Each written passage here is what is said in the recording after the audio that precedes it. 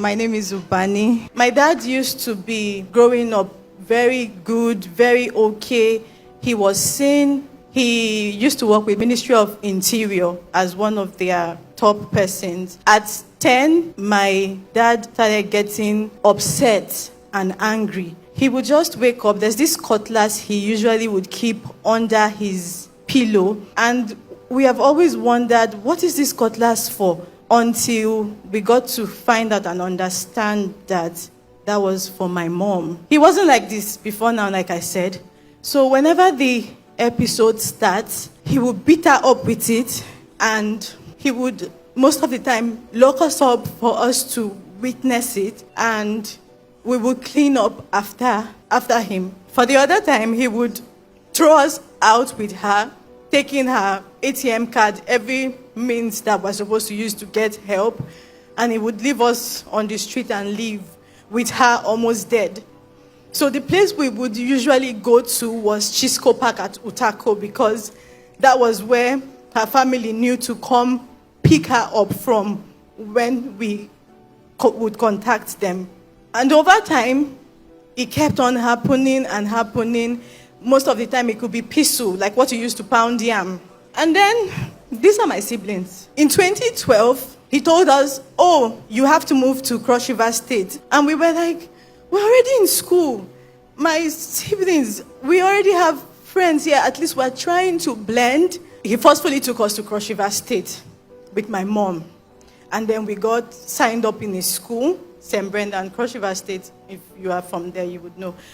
And then we went there, and one of those days, we were in school and we heard kids, children shouting. And we were like, what's going on? Is something fun happening outside? So we went outside and they were like, oh, your dad is here. I'm like, my dad can't come to school, because they used to see us like, oh, the rich kids. But they did not know that I was wishing to be like those that did not have and had peace. We came outside to see what was happening, the fun thing that was happening, and it was a woman in a pool of blood, drenching, and this man screaming, and guess who it was? My dad and my mom. It was just one of those episodes, because the reason why she was in that state was because he gave my sibling the document to the house, and then he was like, you want to steal from me. You took the document. And my mom said, but you gave it to your son. And he was like, no, that she's the thief, that she took it.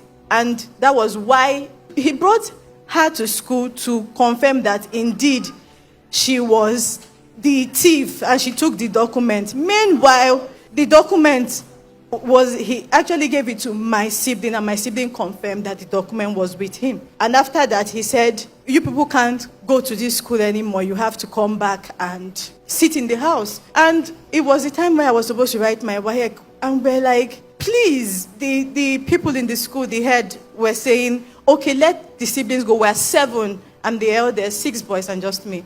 So they were like, let the boys go. The girl can just write her WAEC and then come back to you. And it's like, they are my property, they are my own, and I would do what I want with them. And they were like, okay, no problem, you can take your children. And he took us back home.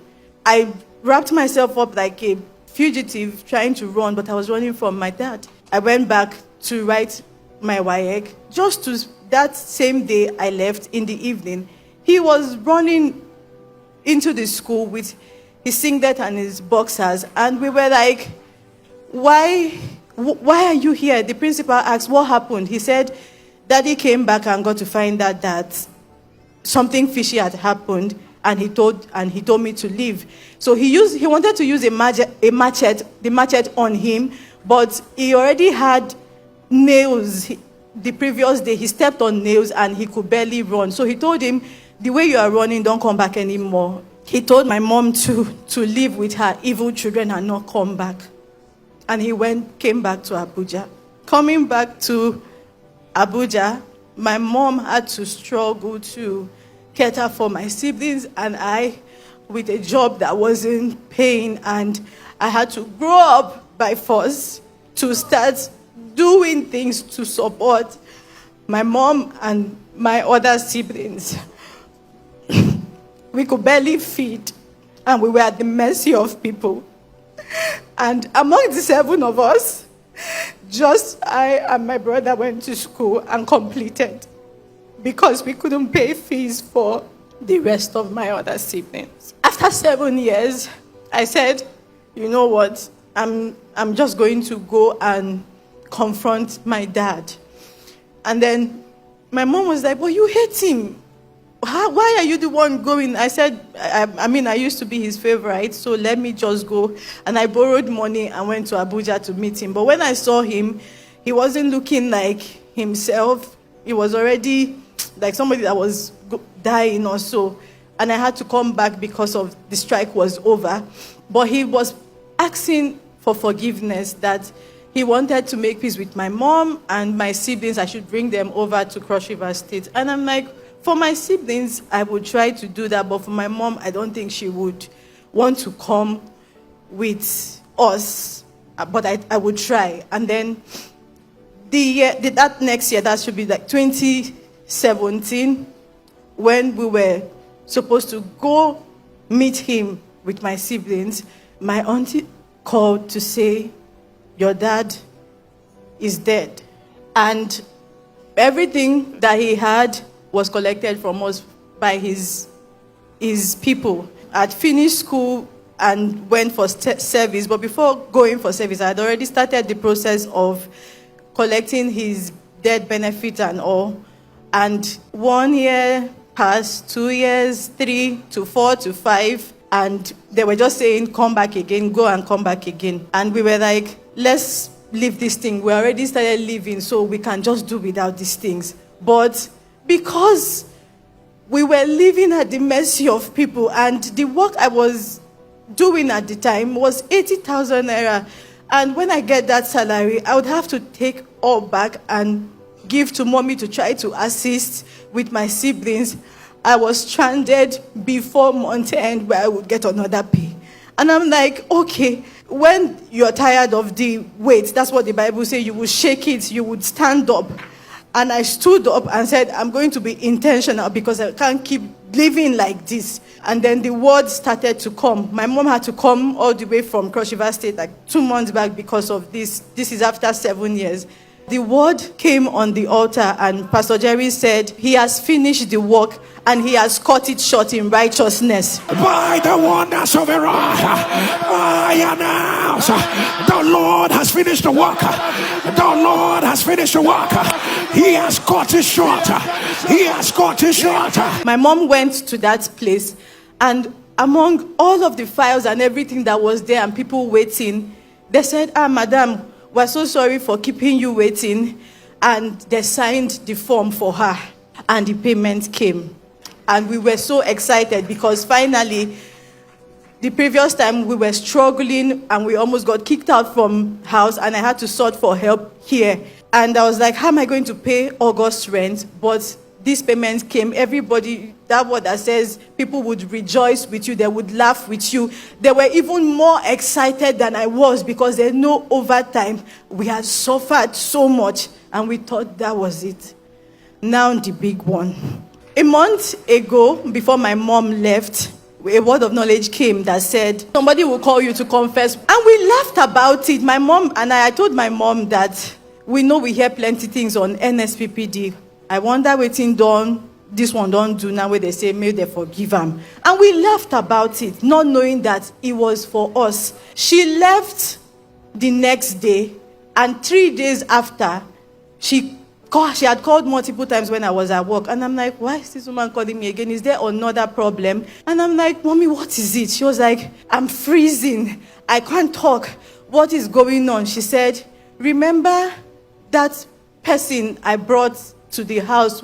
The lady was 15 years old, and this person was saying, I'm dying. I did die, oh. I beg forgive me for what I do. And my mom was like, I've forgiven you for what you did. And what did she do? Along the line, she started having an affair with my dad. And my mom got to find out about it, and she apologized, and my mom said, that's okay. And this is like 20 years. 20 years after. My mom said she did not know where she got her number from, who she got the number from. And then she was like, I've forgiven you. But she said, no, please forgive me.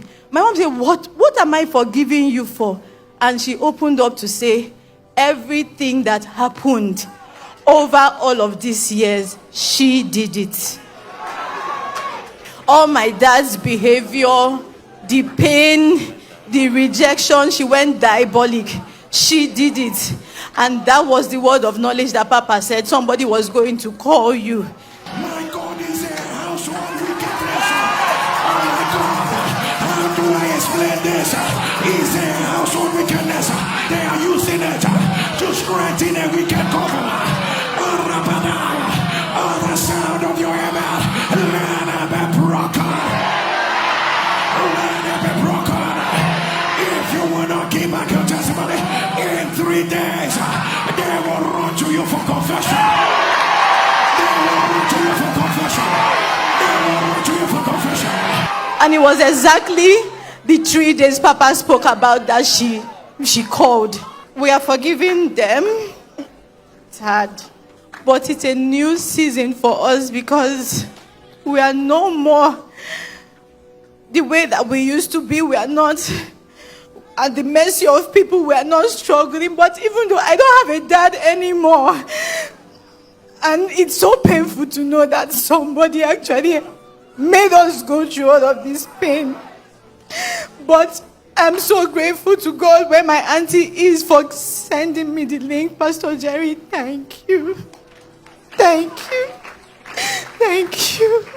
You don't know what you are doing for people like us. We have just come to say thank you. My mom is not here because she had to go back to work, but she said she's with us. I come to say thank you to God and to tell the devil you are a liar and you failed. Thank you, Jesus. Thank you, sir. What God cannot do,